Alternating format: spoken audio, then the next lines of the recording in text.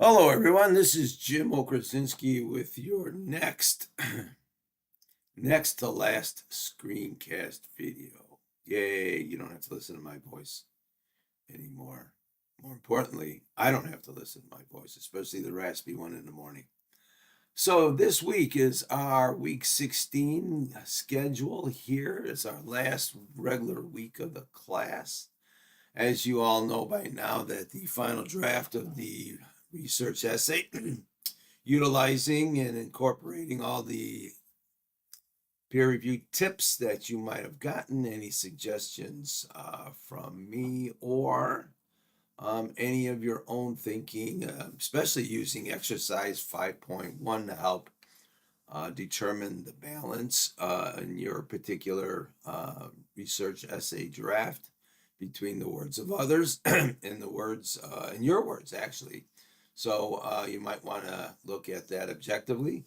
While I'm recording this early in the morning on Sunday, I want to point out that, quite a few students did not upload a document as described in the exercise 4.1 activity on the discussion board.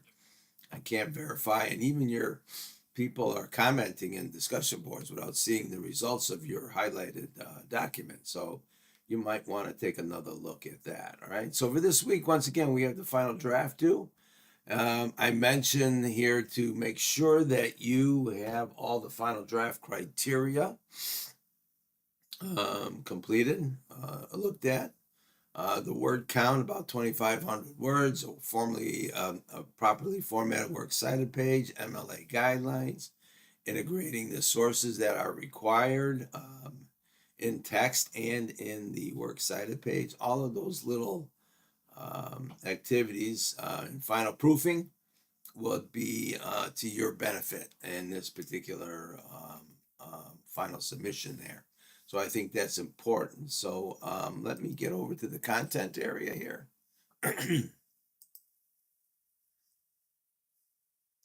Okay, so in this particular unit, week 16, the final assessment, of course, we have the readings, resources, and activities tab there. Research essay final upload. Be aware I am looking for a Word or PDF document here.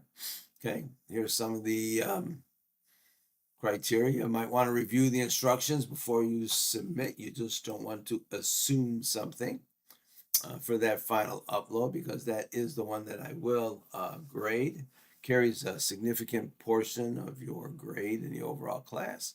And the one thing we do at the end of the semester is we look at the practices and participation. In other words, how did everybody get along during the course of a long semester?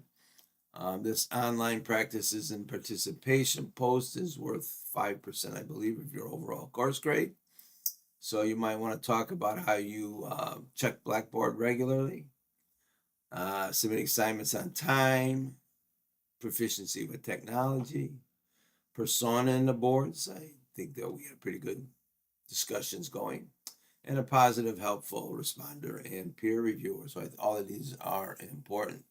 So I say here, I will ask you to assess your practices and participation over the semester and argue for the grade that you think you deserve for this portion only. Remember, your course grade is determined by the work you've completed. So you want to be aware of that. And I give a suggested link to this discussion board. Typical discussion board, but I'm not requiring responses on this. So just reading your post. If you want to respond to any of your classmates, it'll be the last opportunity to do so. All right, so that would be discussion 15, practices and participation. As always, if you have any questions or issues, please send me an email. For those of you who might be trying to catch up, be aware that assignments are going to start closing out really soon, probably toward the end of the week. Right. Once again, questions or issues, email me. Good luck.